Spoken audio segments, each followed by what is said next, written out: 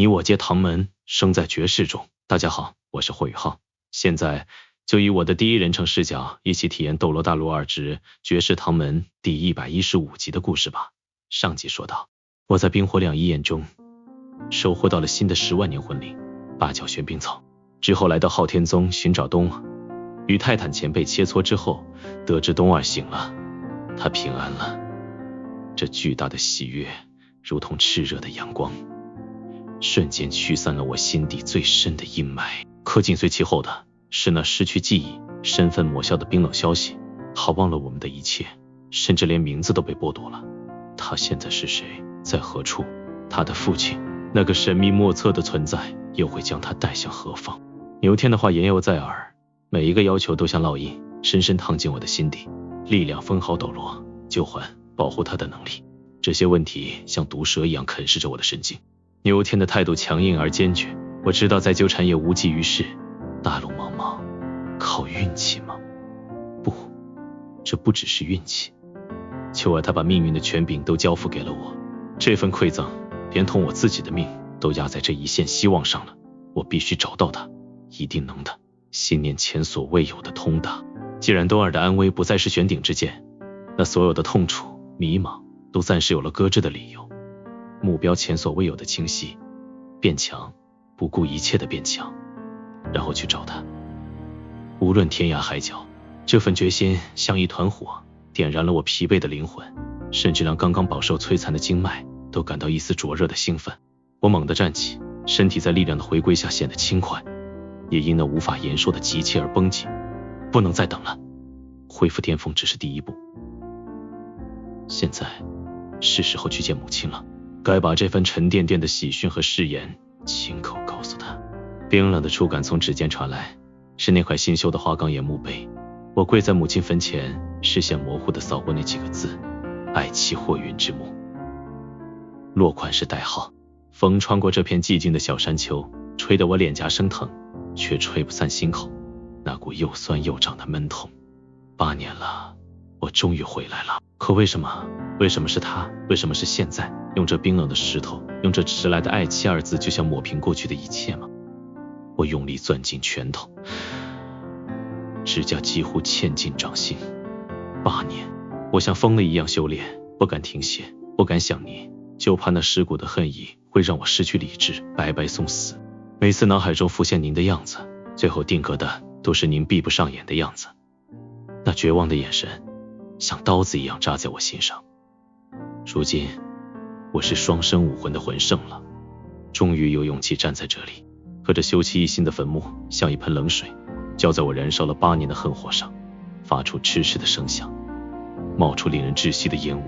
妈，儿子不孝，这么久才回来看你，可看着这石头刻的字，心里的恨翻涌着，却像撞上了一堵无形的墙，泪水不受控制地涌出来。我伏在冰冷的墓碑上，肩膀无法抑制地颤抖。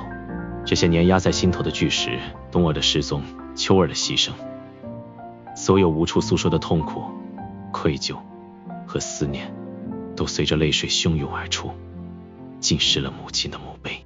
这一觉竟在母亲坟前睡得异常踏实。清晨的露水打湿了衣襟，带来一丝凉意，但心头的阴霾却仿佛随着昨夜的泪水流走了些。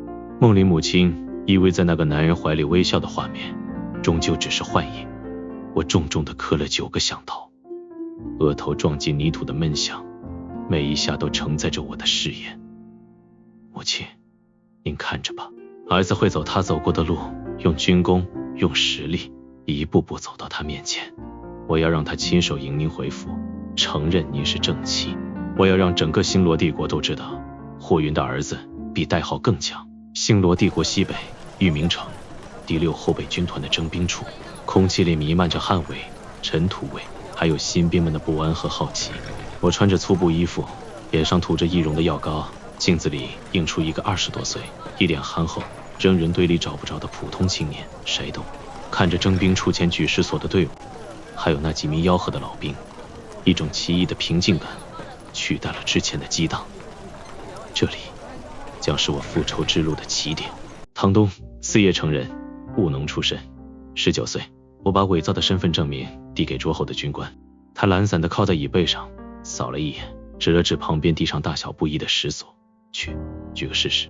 我走到那磨盘大小足有200斤的石锁前，双手握住冰冷的石柄，腰腿发力，猛地一提，再向上一甩，石锁稳稳举过了头顶。军官眼中闪过一丝惊讶，递给我一块金属牌子，上面刻着上等兵3个字，皮甲、长枪，每个月6枚银魂币。很好，第一步成了。第6后备军团、第7师团、第3营团、第2大队、第1营房。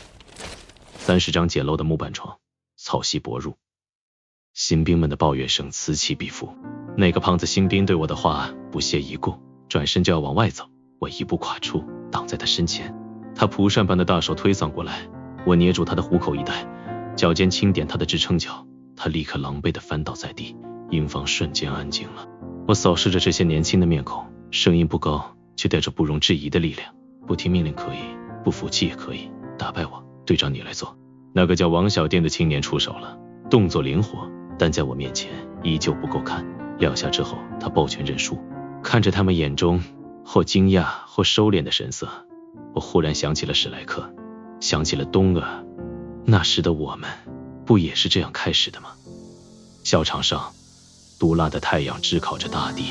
大队长庄天那声站军姿的命令刚落，我就调整呼吸，双脚如同生根般扎在地上，汗水很快浸透了布衣军服，黏腻地贴在皮肤上。身边的新兵们摇摇晃晃，接二连三地倒下，被军医抬走。我像一尊石雕，心神沉入一种空灵的境地。拜祭母亲后，这份军营的枯燥和身体的疲惫反而成了一种奢侈的平静。我喜欢这种感觉，喜欢这份属于军人的肃穆与坚持。远处骑兵纵横，喊杀声隐隐传来，让我想起白虎亲卫们决然跳崖的身影。军人的天职是服从，使命是为国。这份自豪感在我这个新兵心中悄然滋生。马蹄声打破了校场的沉闷，大队长庄天陪着一个身影策马而来。看清那身影的瞬间，连空气都似乎凝滞了一瞬。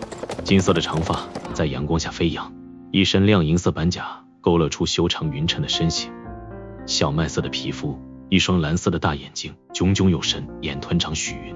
新兵们像打了鸡血，瞬间挺直腰板，目光灼热。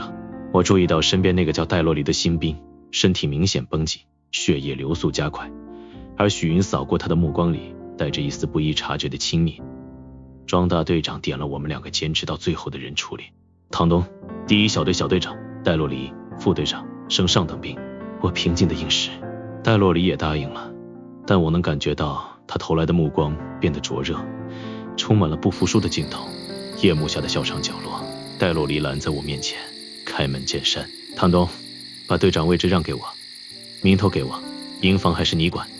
我摇头，不行。他眼中燃起火苗，那就打一场。我赢，让给我。好，速战速决。他扑过来，拳锋带着劲气，我趁间卸力，左肩回撞，他踉跄后退。再战，他释放了武魂，白光涌动，肌肉膨胀，白色毛发覆盖身体，白虎武魂。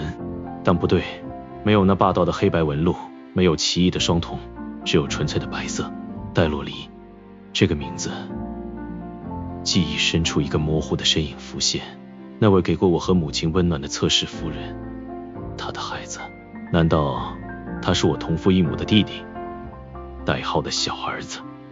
这个念头像一道闪电劈中我，看着他脚下升起的2黄一紫魂环，看着他眼中那混合着优越感和少年义气的执着，我对他2个哥哥的刻骨敌意竟生不出一丝一毫，取而代之的是一种奇异的暖流和责任。我故意激他，魂师又不是无敌的击败我，你就是队长了。他果然被激怒，白虎护身杖亮起，再次扑来。我右脚跺地，震荡力让他身形一浮，右手在他胸口一按，他再次飞了出去。看着他涨红的脸和不服输的眼神，一个念头在我心中无比清晰，这小子需要好好调教了，就用那个最直接的方法吧。校场角落成了我们每晚的战场，戴洛黎一次次扑上来，带着白虎武魂的威势，眼中燃烧着不服输的火焰。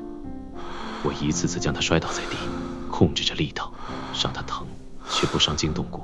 3环魂尊的力量在我面前依旧不够看。他眼中的倔强慢慢掺杂了困惑和挫败。1个多月过去，他身上的青紫从未断过。第一营房的新兵们渐渐被我折服，队伍整齐，训练刻苦。看着戴洛黎每晚咬着牙跟我出来，又带着一身战果回去，一种奇特的类似当年教导史莱克同学的成就感悄然取代了心头的阴霾。教导这个弟弟似乎也还不错。今晚戴洛黎刚被我放倒，一声压抑的惊呼就从黑暗中传来。许云走了出来，难以置信地看着我们。他显然认出了戴洛黎。你竟然打不过一个普通士兵，戴洛黎，你可真是越活越回去了。戴洛黎的脸瞬间血色尽退，羞愧得无地自容。我平静回应，武魂并不代表一切，他被我言语所激，要亲自出手。在他释放星光武魂的刹那，我闪电般一脚踹在他小腹上，为了戴洛黎，也为了激发出他更深的东西。许云痛得蜷缩在地。戴洛黎冲过去扶他，对我怒吼，你怎么下手这么狠？她是个女孩子。我冷冷看着他，在战场上，敌人会因为她是女孩子就不出手吗？她受伤该怪你，连自己的女人都保护不了，你还说自己不是废物。废物二字像火星，瞬间点燃了戴洛黎眼中的血色。他怒吼着，不顾一切地朝我扑来，白狐武魂的光芒竟带上了一层血色。3秒，他被摔在许云身边。我继续刺激，废物就是废物，如果我现在要杀你的女人，你有办法吗？这句话成了压垮骆驼的最后一根稻草。戴洛黎彻底疯了，他一次又一次扑上来，像一头真正的疯狐，完全放弃了防御，眼中只剩下保护许云的执念。每一次被击倒，他都嘶吼着爬起来，身上的白色光芒越来越闪，隐隐透出血色，精神波动剧烈的如同风暴。许云在一旁泪流满面，徒劳地喊着别打了。当戴洛黎又一次摔在许云面前，嘴角流血，眼神却依旧燃烧着歇斯底里的疯狂时，他背后的光影彻底化作一只狰狞的血狐。武魂变异的精神属性终于被他那不顾一切的爱与守护之心彻底点燃了。他最后一次扑来，速度力量远超以往。我闪到他身后，一掌切在他肩颈，他身体一晃，软倒在地，看着许云扑过去紧紧抱住昏迷的戴洛黎，泪如雨下。我心中一块石头落了地。弟弟，哥能为你做的就是点燃这把火，剩下的路看你自己了。清晨的光线透过营房窗户，戴洛黎猛地坐起，眼神迷茫，随即变得震惊。他下意识地运转魂力，脸上浮现出难以置信的狂喜。他看向我，眼神复杂。我朝他笑了笑，拉着他去吃早饭。笑场角落，我搂住他肩膀，将昨晚发生的一切以精神幻境的形式直接呈现在他眼前。他的疯狂，他的血狐，许云的眼泪和拥抱，还有我最后带走他，为他清洗换衣的过程。幻境结束，戴洛黎呆立原地，看着我，眼神像在看一个怪物。我转身走向营房，留下一句话：我是唐东，只是唐东，你只需要知道这一点，为了你的云儿努力吧。他站在原地许久未动，最终闭上眼睛，沉浸在那脱胎换骨般的武魂变化之中。我知道戴洛黎的觉醒才刚刚开始。本集结束，欢迎您的收听，点点关注不迷路，我们下期再见。